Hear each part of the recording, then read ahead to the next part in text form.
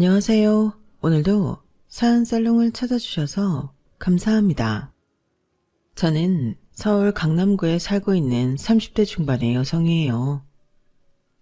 여러분은 올 한해 무슨 일을 제일 잘했는지 꼽을 수 있으신지요? 저는 분명하게 말할 수 있는 게 있어요. 그건 바로 제 결혼을 엎어버렸다는 거예요. 2년여간 사귀었던 남친과의 관계도 그 집과도 완전히 끝냈어요. 몇 달 지나고 나서 돌이켜보니 제 이야기도 충분히 사연을 보낼만 하겠다 싶더라고요. 그래서 이렇게 오늘 본격적으로 제 이야기를 적어보게 되었네요. 제가 어떻게 고구마처럼 꽉 막혔던 속을 확 풀었는지 끝까지 들어주시면 좋겠어요. 저는 원래 교육행정직 공무원을 했다가 아빠가 하시는 학원 사업을 돕게 되었어요. 공무원 생활은 3년 정도 했고요. 저희 집이 원래 이것저것 사업을 하고 있는데요. 아빠는 학원 쪽으로만 계속 해오셨고 그걸 크게 확장하시면서 저더러 함께 해보자고 하셨던 거였어요. 언젠가는 저도 그런 일을 할 거라고 생각했었어요. 그래서 제가 예상했던 것보다 그 시기가 많이 앞당겨졌다고 여기고 과감하게 공무원직을 사퇴했네요. 현장에 나와서 일을 해보니 모든 게 다 새롭더라고요. 재미도 있었고요. 솔직히 공무원으로 일하는 것보다 훨씬 적성에 맞았어요. 학원에서 일을 하다 보니 강사들보다는 다른 업무를 하는 직원들과 더 친해지게 되더라고요. 강사들은 아무래도 수업 전 시간도 줘야 하고 예민한 데가 있어서 좀 거리를 두게 됐거든요. 저는 그냥저냥 다 잘 어울리는 스타일이라서 직원분들하고도 격이 없이 잘 지냈어요. 제가 형제가 없다 보니 사람들하고 있는 걸 좋아해서요. 제가 아빠 딸이라는 걸 다들 알고 있으니 불편할 수도 있잖아요. 그래서 가능한 회식 같은 거 잡으려고 안 하고 모임이 있으면 되도록 일찍 마무리하는 쪽으로 배려했어요. 저야 사람들하고 오랫동안 밤늦게까지 이 말 저 말 하고 싶었지만요. 그런 거는 좀 더 친밀하게 된 분들하고만 저녁 식사 자리 같은 데에서 나누기도 했어요. 그러다 보니 직원들은 제가 무리한 요구를 하지 않으면서도 격식을 차리지 않고 잘 지내는 사람으로 생각해 주더라고요. 덕분에 제 호감도도 올라갔고요. 그러는 와중에 지인의 건너 소개로 남친을 만났고 2년 정도 사귀게 되었어요. 사실 저희 집은 아빠 학원 사업보다 엄마가 하시는 일이 더 잘 알려져 있거든요. 아빠는 웬만하면 일하는 걸 드러내지 않으려고 하셔서요. 엄마는 주로 대학 병원들을 상대로 의료 시술에 필요한 것들을 납품하셨어요. 말은 이렇게 해도 꽤 큰 사업인데다 만드는 데에 정밀한 기술이 요구되는 거라 안 하던 사람들이 뛰어들기는 어려웠어요. 공장에서 기계가 만들어준다고는 하지만 조작을 하고 나온 물건을 보는 건 다 사람이 하는 일이니까요. 남친도 저희 엄마가 어떤 일을 하는지 알고 저를 만났는데요. 일부러 조사를 했다기보다는 제가 마음에 들어서 소개해달라고 했는데 소개해준 지인이 저희 엄마가 사업가라고 얘기를 했다더군요. 물론 이거 다 순뻥이었지만요. 이 인간은 엄마 사업을 노리고 저한테 접근한 거였어요. 저는 전혀 모르고 사귀었고요. 저는 진심으로 남친이 저와 잘 맞는 사람이라고 생각했어요. 남친이 꽤나 호감형이어서 누구나 보면 좀 관심을 갖게 되는 부류거든요. 저 역시 그랬는데 그런 사람이 저를 좋다고 하니 솔직히 붕 뜬 마음이 있었던 것도 사실이에요. 남친은 기술직 공무원이었는데 일반 회사를 다니고 싶어 했어요. 그래서인지 엄마가 하시는 의료 납품들에 굉장히 관심이 많다고 했어요. 지영아, 너도 공무원 하다가 다른 일 한다며. 그래서 내 심정 알아줄 거라고 생각해. 공무원직도 맞는 사람이 있고 아닌 사람이 있는 것 같아. 난 너처럼 그냥 일이 더 맞기는 한 것 같은데 공무원만큼이나 효율 좋은 일을 찾으려니 잘 못 찾겠더라고. 근데 지영이 어머님 하신다는 일은 되게 관심이 생기네. 이게 한번 알아놓으면 지속 가능한 일 같고. 그래서 나 어머님 하시는 일 어떤지 좀 봐도 되려나 해서. 나도 장래에는 그런 쪽으로 일을 하고 싶다는 생각이 부쩍 많이 들거든. 나도 엄마 회사는 가본 적이 없고 오빠가 보고 싶어 하는 건 공장에서나 볼 수 있을 거야. 근데 그게 본다고 해서 알 수 있는 건 아닐걸? 그래도 직접 공장 돌아가는 거라도 보고 싶어서 그래. 나한테 그 정도는 견학시켜줄 수 있잖아. 일하시는 분들은 얼마나 되는지도 궁금하고. 그래야 나도 나중에 그런 사업할 때 어느 정도 규모로 하면 되는지 가늠이 되잖아. 그런 거라면 굳이 공장에 가보지 않아도 자료 정도는 줄 수 있을 거야. 지영이 너는 어머님 회사 쪽은 전혀 상관 안 하는 거야? 그래도 너 딸 하나라며. 친딸이 엄마 사업에 그렇게 무심해도 돼? 이참에 나랑 같이 보면서 공부해보는 건 어때? 오빠, 진짜 해볼 마음이 있나 보네. 엄청 적극적인데? 나도 엄마 사업 아주 관심 없는 건 아니지만 지금 내가 아는 건 없어서 그래. 오빠 말대로 이번에 좀 관심 가져보는 것도 괜찮겠다.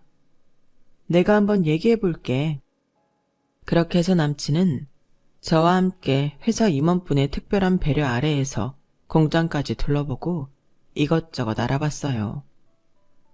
제가 너무 순진했는지 그저 남친이 열정적이라고만 생각했네요. 사람 좋고 미래에 대한 꿈이 있어서 좋게만 봤고 남친은 엄마 회사를 둘러보고 얼마 안 있어서 저에게 결혼하자고 했어요. 사귄 지 2년이 되던 기념일이었어요. 저는 당연한 수순으로 여기고 있었기에 좋다고 했죠. 그렇게 양가 인사를 무난히 드리고 나서 상견례 약속을 잡자고 말이 오가고 있었어요. 남친을 소개해준 지인에게 결혼할 거라고 하니 여기저기서 이야기가 퍼져서 축하 인사들이 막 쏟아졌네요. 그중 해외에 있는 몇몇은 결혼식에 못 올 것 같다며 선물을 미리 보내기도 했어요. 지영아, 결혼한다며. 너무너무 축하해. 행복하게 잘 살아야 돼. 내가 여기 독일에 몇 년은 더 있을 것 같고 한국 들어가기 쉽지 않을 것 같아서 선물로 전자레인지 겸 오븐 보낸다. 이게 아주 죽은 빵도 살리는데 기가 막히대. 잘 살아. 박정, 결혼 축하. 웬일이니? 이렇게 네 결혼 소식을 듣게 되고 정말 너무 잘 됐다. 나 미국에서 애들 키우고 너무 바빠서 한국 못 갈 것 같아. 대신 내가 통 크게 TV 쏜다. 그러니까 TV 사지 마. 저는 일일이 고맙다고 인사하고 나중에 한번 찾아가든지 아니면 들어올 때 톡톡히 갚아주겠다고 했네요. 제가 그렇게까지 친하다고 생각하지 않았던 친구들인데도 축하해주고 선물 보내주는 걸 보고 미안하기도 했고요. 그렇게 좋은 시간들을 보내고 있었는데 남친 어머니가 갑자기 저한테 남친 형한테 어울리는 여자를 소개시켜 달라고 조르기 시작했어요. 아우, 너 몇 년간 만나지도 못한 친구들이 신혼 선물 보냈다는 소리 들으니까 역시 그래도 회사 같은 회사는 운영한다고 해야 친구들도 잘 붙는다는 생각이 드는구나. 다 좀 사는 집 애들이니까 TV에 비싼 오븐 이런 걸 다 보내는 거 아니겠어? 학교 다닐 때 많이 친하기는 했는데 그래도 이렇게 선물을 큰 거 보내줄 줄은 저도 몰랐어요. 저도 너무 고맙더라고요. 그래서 말인데 네 주변 사람들이라면 믿어도 될 만하겠다 싶어서. 우리 준혁이 말이다. 민혁 오빠 형 말씀이시죠, 어머니? 얘는 호칭이 뭐 그러니? 아주버님이라고 불러야지. 네 아주버님 말이야. 괜찮은 여자 한번 소개해봐라. 지금 제 주변에는 소개할 만한 사람이 없는 것 같은데요. 좀 친한 애들은 다 남친도 있고요. 좀 어려울 것 같아요. 어렵긴 뭐가 어려워. 좀 뒤져보면 나오지 않겠어? 아님, 우리 준혁이 여자 소개시켜주기 싫어서 그런 거니? 네 건너 건너 아는 사람들이라도 좀 알아보고 그런 사람들이라고 다 남자친구 있는 건 아닐 거 아니야. 너도 건너 건너 아는 사람이 우리 민혁이 소개했다고 했잖아.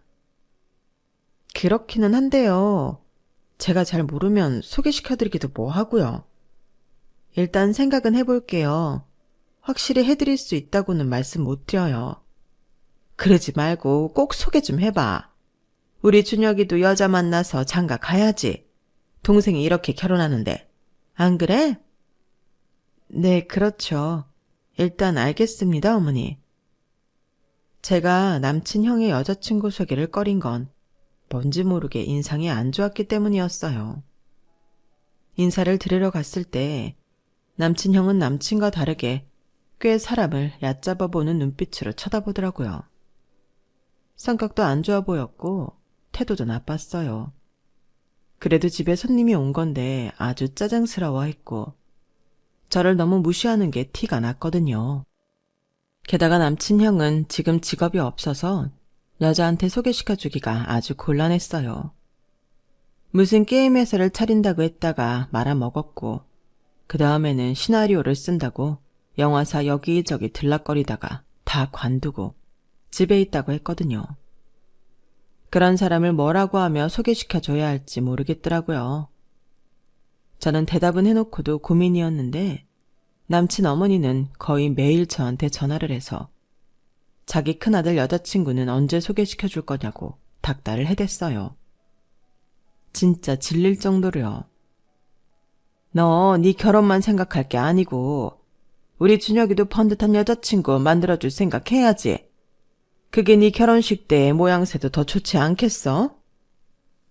어머니, 제가 진짜 이런 말씀은 안 드리려고 했는데 지금 아주버님 여자 소개시켜드리기가 좀 그런 게요.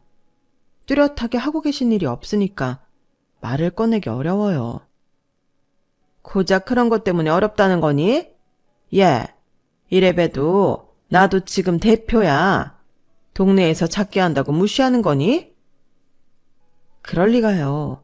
하지만 확실한 직업이 있어야 소개하기 쉬운 건 사실이잖아요. 그럼 니네 어머니 회사에 자리 하나 마련해주면 되잖아. 그게 그렇게 쉬운 건 아니어서요. 어려울 것 같아요. 너 니네 엄마한테 말도 안 해보고 그렇게 말하는 건 아니지. 내가 오늘은 바빠서 이만하는데 아무튼 너 니네 엄마한테 꼭 말씀드려라. 우리 아들 일자리. 그래도 사돈될 사이인데 니네 엄마라고 말하는 것도 그렇고 당연하다는 듯이 자기 아들 일자리 마련하라는 게 저는 어이없더라고요. 이런 경우는 정말 처음이었어요. 친척분들 중에도 이런 얘기를 하는 사람은 없었거든요. 제가 그건 안 될 일이라고 하는데도 남친 어머니는 계속 저한테 니네 엄마 회사가 번듯하고 규모도 있으니 당장 자리를 만들어내라는 식이었어요. 자꾸 그러니 자기 아들 받아주는 회사 없는 걸 저희 집에 떠넘기려고 하는 속셈 같다는 생각이 들더라고요. 그러니 남친 형한테도 더 정이 떨어졌고요. 처음에는 저도 잘 지내고 싶었는데 이런 식으로 나오니 오히려 피하게 됐고요. 남친은 제가 자기 형과의 자리를 피하는 것 같다고 섭섭해했지만 저는 어쩔 수 없었어요. 오빠 회사에서 바쁘다고 해서 내가 결혼식 준비도 다 하고 5만 가지 일처리 다 하는데 오빠 형 좀 안 만난다고 그렇게 내가 잘못한 거야? 오빠 너무한 거 아니야? 듣고 보니 그러네. 내가 네 입장 너무 헤아리지 못했다. 미안해. 확 풀어. 그렇게 일이 잘 넘어가나 싶었어요. 남친 어머니도 남친 형 취직 문제를 더 이상 말하지 않았고요. 저도 이대로만 가자고 속으로 빌었네요. 어쨌든 서로 얼굴 붉혀서 좋을 게 없으니 남친 집에서 아무 말 안 하면 저도 그냥 넘어가자는 생각이었거든요. 그렇게 양가 상견례 날이 다가왔어요. 마침 그날 아빠는 학원 학장 문제로 급한 일이 생겨서 참석을 못 하시게 됐지만 사촌 오빠가 대신 나가서 아빠의 빈자리를 채워줬어요. 남친 집에서는 아버지가 안 계셔서 남친 어머니, 남친 형 이렇게 나왔고요. 서로 조금씩 사담을 해가며 분위기를 풀었어요. 제가 지영이 엄마 되는 사람입니다. 이렇게 뵙게 되어 반갑네요. 네, 사부인 정말 반갑습니다. 어쩌면 그렇게 사업을 잘 키우셨어요. 지영이는 엄마도 안 보고 자기 일하는 것 같은데 딸도 사업만큼이나 잘 키우셨네요. 정말 보기 좋아요. 감사합니다. 부족한 엄마인데 잘 자라준 게 고마울 뿐이죠. 그런데 오늘 바깥 사돈께서는 참석이 어려우신가요? 네, 갑자기 급한 일이 생기셨다고 하네요. 다음에 자리를 마련해서 함께 식사할 수 있게 하겠습니다. 앞으로는 볼 일이 많이 생기지 않겠어요? 듣고 보니 그러네요. 사돈지간인데 말이죠. 지영이가 정말 야무져요. 저도 귀한 따님, 제 딸처럼 여기고 잘해주려고 해요. 그렇게만 해주신다면 바랄 게 없죠. 감사합니다. 그렇게 엄마랑 남친 엄마가 얘기를 주거니 받거니 하다 보니 시간이 금방 지나가더라고요. 그런데 남친 집에서 저희 엄마 사업에 대해 모르는 게 있었는데요.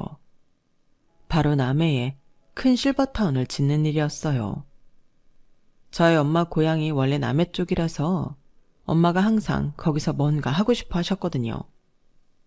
그 실버타운이 평범한 건 아니고 제대로 된 의료 시스템을 갖추어서 노년기 건강과 질병을 모두 상급 병원 수준으로 책임지는 곳으로 만들 계획이었어요. 저희가 서울에서 살게 된 건 아빠가 서울 토박이었기 때문이었죠. 엄마는 대학을 졸업하고 서울에서 사업을 하다가 아빠를 만났지만 언제나 고향에서 뭔가 하고 싶다고 입버릇처럼 말씀하셨는데 드디어 그 꿈이 이루어진 게 된 것이었어요. 저는 엄마보다는 아빠 영향을 많이 받아서 교육 행정 쪽에 더 관심을 많이 갖게 되었고요. 그래서 자연히 교육 쪽 공무원 일도 있었던 것 같네요. 아빠가 학원 사업을 더 확장하면서 저더러 함께 하자고 한 건 정말 제 인생의 좋은 기회였어요. 강사들을 일일이 관리하고 학원 전체가 돌아가는 일을 하는 게 더 재미있었거든요. 물론 월급도 훨씬 많았고요. 제 적성에 딱 맞는 일을 아빠 밑에서 할 수 있다는 건 정말 큰 행운 중의 행운이라고 말할 수 있겠네요. 어쨌든 상견례를 잘 마치고 혼수 장만하고 식 올릴 준비를 하는 도중에 엄마가 몸이 많이 아프게 되어 병원에 입원하게 됐어요. 남친 어머니는 지병이 있었던 게 아니냐며 자꾸 꼬치꼬치 캐묻더라고요. 저는 그런 거 없고 요즘 과로하신 것 같다고만 했네요. 그런데도 남친 어머니는 전화를 끊지 않고 자꾸 더 물어보는 거였어요. 아니, 말은 과로라지만 늘 하시던 일 하던 건데 갑자기 위중한 병이라도 생기신 건 아니니? 그런 거라면 회사 물려받는 거라든지 여러 가지 준비해야 할 게 많지 않겠어? 지금 무슨 말씀하시는 거예요? 우리 엄마 아직 그러실 때 아닌데 왜 그러시는 거예요? 아니, 이런 건 만에 하나를 위해 대비해야 되는 거잖아. 혹시 전에 상견례 때 나왔던 니네 사촌오빠라는 사람이 회사 지분 갖고 그러는 건 아니지? 어머니, 지금 저희 엄마 아프신데 얼른 나으라고 하시는 것도 아니고 너무 실례 아닌가요? 실례라니, 나는 너 생각해서 하는 말이다. 행여 네가 딸로서 받아야 할 걸 못 받으면 안 되는 거잖아. 이건 그냥 만에 하나 하는 말이야. 만에 하나 검질 경과가 나쁘면 유산 좀 미리 받고 우리 준혁이한테 뭐 하나라도 차려줄 수 있지 않겠어? 하다못해 식당 같은 거라도 말이야. 무슨 식당을 말씀하시는 건지도 모르겠고요. 제가 왜 유산을 당겨받고 그런 걸 해줘야 되는 건지도 모르겠네요. 저희한테 뭐 맡겨놓으신 것처럼 그렇게 말씀하시는 게 저는 너무 이해가 안 돼요. 엄마 아프다고 문병을 오시는 것도 아니고 전화해야 되고 그게 하실 말씀인가요? 못할 말은 아니라고 생각한다. 그게 뭐 어렵니? 솔직히 말해서 사돈 집 자체가 놀고 있다는데 뭐 하나 자리라도 마련해 주는 게 있는 집 사돈이로서 도리 아니니? 어머니 그렇게 말씀하시니 저도 한 말씀 드리자면요. 저희 결혼하는데 혼수금 뭐고 전부 다 우리 집에서 준비하고 오빠 쪽에서는 뭐 할 건지 물어봤을 때 집 해주신다고 하셨잖아요. 그런데 그 집 언제쯤 제가 볼 수 있어요? 집을 봐야 가구며 침대며 주문을 하죠. 해줄게. 걱정 마라. 내가 니들 직장 가까운데 해준다고 안 하든 서울에 떡하니 해줄 거니까 염려 마라. 어머니, 저나 오빠나 둘 다 서울이 직장이니 서울에 해주시는 거 당연한 거고요. 다 약속하셨던 거니 얼른 집을 계약하게 해주시면 좋겠어요. 그런데 서울에 집 구해주실 정도면 아주버님한테도 카페 정도는 차려주실 수 있지 않나요? 니네 집 해주느라 우리도 돈 많이 쓰니 그 정도는 해줄 수 있는 거 아니냐는 말인데 뭐 그리 꼬아서 생각하니? 너 그래서 안 사던 사업 이어받겠어? 사람이 그릇이 간장종지만 해서 무슨 사업을 해? 저는 남친 어머니가 하는 말을 들으며 엄마가 남의 크게 실버타운 짓고 있다는 말을 안 하는 게 좋겠다고 생각했어요. 그걸 알면 바로 자기 큰아들 거기에 꽂아달라고 할 게 뻔한데 아무리 제가 외동딸이라고 해도 엄마한테 그런 부탁드리기는 너무나 부끄럽더라고요. 남친 어머니는 상견례 자리에서도 분명 엄마한테 저희 직장 다니기 편한 곳에 신혼집을 해준다고 약속해놓고는 지금까지 신혼집 보러 가자는 말 한마디가 없었어요. 그리고 엄마가 입원하는 시간이 길어지고 저희 엄마 사업이 어렵다는 소리가 나오자 이제는 그걸 가지고 또 저를 볶아댔어요. 너 말이야. 신혼집 가지고 그 난리치고 우리 준혁이 직장 안 구해주는 건 말이야. 안 사돈 사업 어려워진 거랑 관계 있는 거 아니니? 아니, 니네 친정 어려워져서 너 빌붙으려고 그러는 거 아니냐고. 그러니까 준혁이 카페 하나 못 차려주는 거고. 맞지? 그렇지? 내가 다 들은 게 있어서 그래. 땡땡헬스 어려워졌다고 다들 그러더라. 제가 우리 집 어려워진다고 왜 어머니한테 빌붙어요? 그럴 일 없거든요. 저희 집 망했을까봐 궁금하신가 본데 그런 말씀 하실 거면 다시는 아주버님 카페 차려달란 말 꺼내지도 마세요. 그리고 신혼집 계약서부터 주시고요. 아니면 저도 이 결혼 다시 생각해 봐야겠어요. 너무 화가 나서 한 말이었는데 제가 그때 이 말 잘했다 싶은 게 이후로 남친과 남친 어머니 태도가 확 변했거든요. 인간 본성을 보게 됐다는 의미에서 제가 잘 꺼낸 말 같아요. 얘. 이렇게 썩내는 거 보니 뭐가 있긴 있나 보네. 내가 니네 집 더 파봐야겠어. 그런 줄 알아? 엄마는 실버타운 건설 때문에 너무 과로를 하셔서 몸이 나빠진 게 맞기는 했어요. 자금 조달 상황이 좋지 않았던 것도 사실이었고요. 하지만 이때다 싶어 저런 식으로 나오는 사람을 시어머니로 모시고 살 수 있나 꽤나 고민이 되더라고요. 결혼에 대해 회의적이 된 것도 사실이고요. 이런 걸 남친은 모르고 있기는 했어요.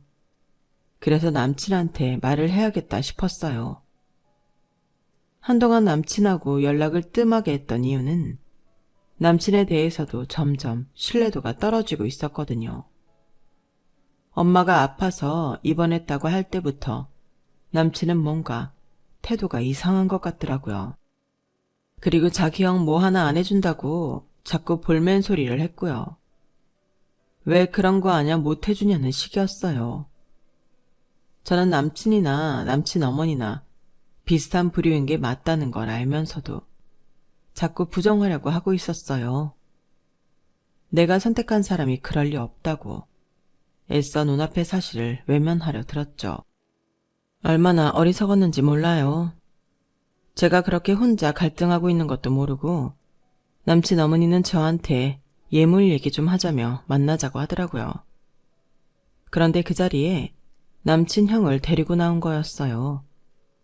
그러더니 여지없이 또 저희 친정 의심스럽다는 말을 꺼내더군요. 아무리 생각해도 말이야.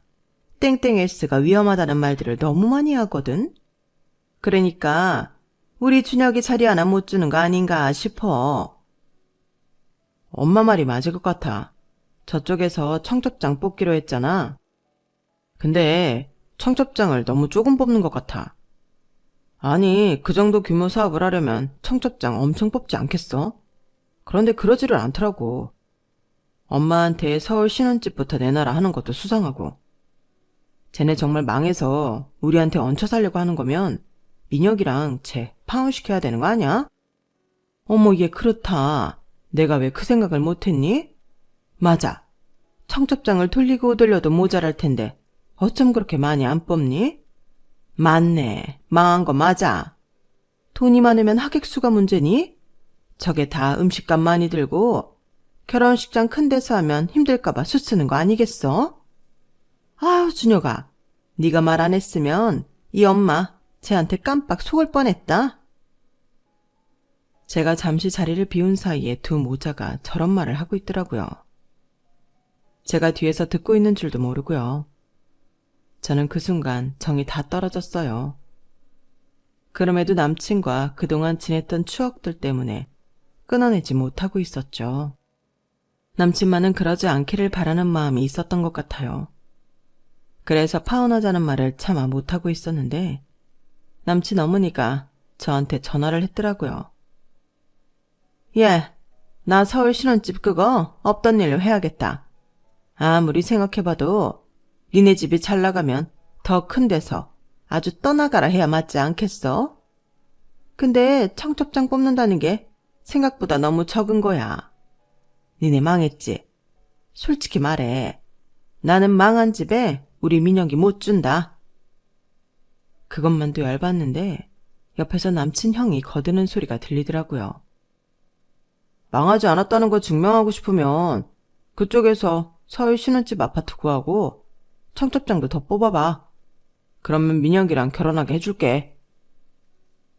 처음부터 재수없는 사람이긴 했는데 이제는 아예 반말을 하더군요. 제가 과연 이런 말을 듣고도 결혼을 해야 하나 싶게 화가 났지만 남친과 먼저 말하는 게 순서다 싶어 아무 말 없이 전화를 끊었는데 남친한테 카톡이 오더라고요. 그런데 그 카톡 내용이 너무 기가 막혔어요. 우리 결혼 없던 걸로 하자. 나 거지 집안하고는 상종 못하겠다. 정말 황당하기 짝이 없더군요. 니네 엄마 사업 그렇게 어려워서는 우리 집에 손 벌리지 않을까 걱정이고 너도 집안이 어려운데 무리해서 결혼하는 건 도리 어긋나는 짓 아니야? 그렇게 살지 마. 아무리 사람이 어려워도 결혼을 돌파구로 삼으려고 하는 건 아니지. 다른 사람 인생까지 망치려고 하는 건 안 되는 거야. 내가 먼저 하려던 말을 이렇게 듣네. 그것도 카톡으로. 나는 적어도 얼굴 보며 이야기하려고 했어. 그런데 이런 얘기를 카톡으로 해? 김민혁, 그런 인간이었어? 와, 진짜 너무너무 깬다. 그래, 잘됐다. 결혼하기 전에 인성 알게 돼서 너무너무 다행이다. 파혼하자. 파혼해. 끝까지 자존심 세우는구나. 얼굴 보며 하면 뭐 더 나을 게 있어? 너희 집안 수준 별로인 거 진작에 알았어야 했는데. 야, 더는 카톡 보내지 마. 너라는 인간이라 보내는 거 더 보고 싶지도 않아. 그래도 순순히 물러나줘서 고맙다. 뭐 취소할 거 있으면 다 하고 알아서 해라. 나한테 덤트기 씌울 생각하지 마. 유학금 물게 되는 거 다 너네 집으로 보낼 테니까 알아서 해. 내가 그것까지 당할 것 같아? 당하기는 뭘 당했다는 거냐? 기울어진 사업하는 주제에 거들먹거린 건 니네잖아. 구질구질하게 끝내자고 하네? 그래, 보내라, 보내. 돈 없어서 그 유학금도 못 물겠다는데 그거 하나 못 해주겠냐? 대신 너는 나 붙잡고 늘어지지 마.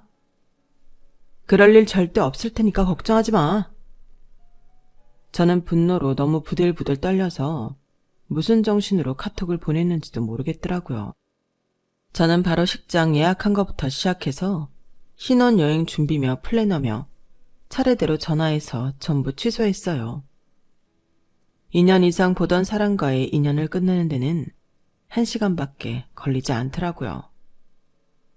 이런 사람과의 파혼을 제가 그토록 오랜 시간 고민하고 갈등했다니 저 스스로가 너무 바보처럼 느껴졌어요. 친구들이 보내준 신혼 선물들을 보니 괜히 마음이 아프더라고요. 친구들한테 미안하기도 했고요. 아무튼 저는 그렇게 정리를 한 후에 엄마를 돌보고 학원 일을 하는 데 매진했어요. 남친한테 아빠가 무슨 학원 사업을 하는지 말하지 않은 게 너무 다행이라고만 생각했죠. 부모님도 저와 같은 생각이었고요. 엄마는 한 달쯤 후에 회복하셨고 회사 자금 사정도 좋아져서 실버타운 사업은 착착 진행이 되었어요. 그러다가 사촌오빠 집에 잔치가 있어서 5성급 호텔 레스토랑에서 모였거든요. 그런데 이게 웬 운명의 장난인지 그곳에서 그 인간들을 만난 거였어요. 처음에 본 건 전남친이었네요. 전남친인 게 사실이지만 편의상 남친이라고 할게요. 남친은 저를 보더니 어이없다는 듯 쳐다보더라고요. 네가 여기를 어떻게 아냐? 아직도 허세 떨며 사는 거야? 아무리 있는 집 자식으로 살았어도 현실 파악을 해야지. 네 주제에 맞는 데를 다니라고. 이런 데는 네 수준에 올 곳이 아니야. 너 내 카톡 지웠나 보네? 내가 카톡에 명함 하나 올려놨는데 못 봤나 본데? 있으면 확인해 보든가. 제 말에 남친은 가짠타는 듯 눈을 희번뜩거리며 쳐다보더군요. 저런 남자를 세상 괜찮은 사람이라며 결혼까지 하려고 했다니. 정말이지 남친과 헤어진 건 천운이라는 생각이 다시 들더라고요. 남친은 궁금했는지 제 카톡을 찾아보고는 얼굴색이 확 변하더라고요. 야, 너 이게 뭐야? 땡땡땡 어학원 본사 총괄 실장? 네가 여기 학원 실장이었다고? 진짜야? 왜? 내가 뻥이라도 친 것 같아? 내가 너니? 그런 걸 뻥치면서 살게? 본사에서 일했던 건 맞는데 이번에 총괄 실장 됐어. 우리 아빠가 학원 분원들을 여기저기 내셨거든. 제 말에 남친은 거짓말 하나 안 보태고 얼굴이 새하얗게 되더니 뒷목을 딱 잡더군요. 아주 미치겠다는 표정으로요. 그때 더 재밌는 일이 벌어졌어요. 화장실에 갔다 오신 아빠가 레스토랑 쪽으로 오시는데 거기서 남친 어머니를 만나지 않았겠어요. 그런데 바로 90도로 허리를 굽히며 인사를 하는 거였어요. 남친 어머니는 상견례 때 저희 아빠를 못 봤으니 그날 처음 보는 걸 텐데 저렇게 굽신거리니 고개를 갸웃하게 되더군요. 어머 대표님, 이런 자리에서 뵙게 되네요. 어쩐 일로 오셨어요? 식사하러 오신 건가요? 아, 네. 형님 댁에 잔치가 있어서 같이 식사하자고 해서요. 그런데 지영아, 너 왜 거기서 그러고 있냐? 아니, 자네는? 자네, 우리 지영이한테 또 무슨 소리를 하려고 그러고 있는 건가? 어? 남친은 어쩔 줄 몰라 했고 남친 어머니도 이게 다 어떻게 된 일인가 벙쪄서 저와 아빠를 번갈아 보더라고요. 남친 어머니는 자기가 인사한 대표가 제 아빠라는 걸 알자 아주 얼굴이 파래졌다 노래졌다 난리도 아니었어요. 아니 민혁이 너는 어떻게 된 놈이? 네 장인어른 되실 분이 뭐하는 분인지도 몰랐던 거야. 어? 알고 보니 남친 어머니가 하던 학원을 확장한다는 건 바로 저희 학원에 분원을 하려고 준비했던 거더라고요. 그래서 사업 설명회를 가서 저희 아빠도 알게 되었던 거고요. 물론 멀리서 아빠가 인사하는 것만 보셨던지라 직접 이야기를 해본 적은 없었다고 해요. 그런데 그게 그 학원이 저희 집에서 하는 거였고 제가 거기 총괄 실장이었다는 걸 알더니 미치려고 하더라고요. 남친 어머니는 팔딱팔딱 뛰다 못해 남친 뺨을 후려치기까지 했어요. 이 바보 같은 놈아, 어쩌자고 그런 큰 결례를 범한 거야. 저 바깥사돈, 저희가 정말 큰 실수를 했었네요. 정말 죄송합니다. 아닙니다. 저야말로 큰 실수를 할 뻔했죠. 이런 사람들인지도 모르고 하나뿐인 딸 결혼시키려고 했잖아요. 오히려 그때 딱 우리 집사람 사업이 어려웠던 게 다행이라고 생각합니다. 그리고 혹시 궁금하실까봐 말씀드리자면 우리 집사람 사업 아주 잘 되고 있습니다. 실버타운도 착착 잘 공사가 진행되고 있고요. 아유, 안사돈 사업이 잘 되신다니 정말 다행입니다. 박가사돈께서 무슨 오해가 있으신가 본데요. 오해는 무슨 오해요? 그럴 거 없습니다. 좀 전에 저는 그쪽 아드님이 우리 딸 쳐다보는 그 못된 눈초리도 다 봤는걸요. 그리고 그 사돈소리 좀 집어치우시죠. 이제 아무 사이도 아닌데 불편합니다. 그리고 본원 신청한 건 제가 아주 많이 고려해 보겠습니다. 들어가자, 지영아. 아니, 바깥사돈. 아니, 대표님. 아, 참. 저기 지영아, 아버지한테 말씀 좀 잘 드려. 그리고 어머니도 오늘 오시니? 이제 건강은 괜찮으시고 내가 인사라도 드렸어야 될 텐데. 됐거든요. 이제 와서 우리 엄마한테 무슨 인사를요. 아플 때 병문안은커녕 파혼하자고 난리친 게 누군데요. 그리고 아줌마, 그 학원 학장이요. 어떻게 될지 두고 보세요. 제가 당한 게 있는데 이 정도는 해야 되지 않겠어요? 아줌마 업보라고 생각하세요. 저기 지영아, 그러지 말고 내 말 좀. 저는 남친 어머니를 뿌리치고 남친 앞으로 다가갔어요. 남친은 겁을 잔뜩 집어먹은 표정으로 움찔을 하더라고요. 야, 니네 오늘 여기서 밥 먹지 마. 다른 데로 가라고. 좋은 날 소화 안 되기 싫으니까. 알았어? 우리도 여기 예약했는데. 가라고, 다른 데로. 제가 무섭게 말하자 남친은 어쩔 수 없이 고개를 끄덕이더군요. 그렇게 남친과 남친 어머니는 레스토랑에 들어오지 않았고 저희는 늦게 온 엄마까지 해서 즐거운 시간을 보냈네요.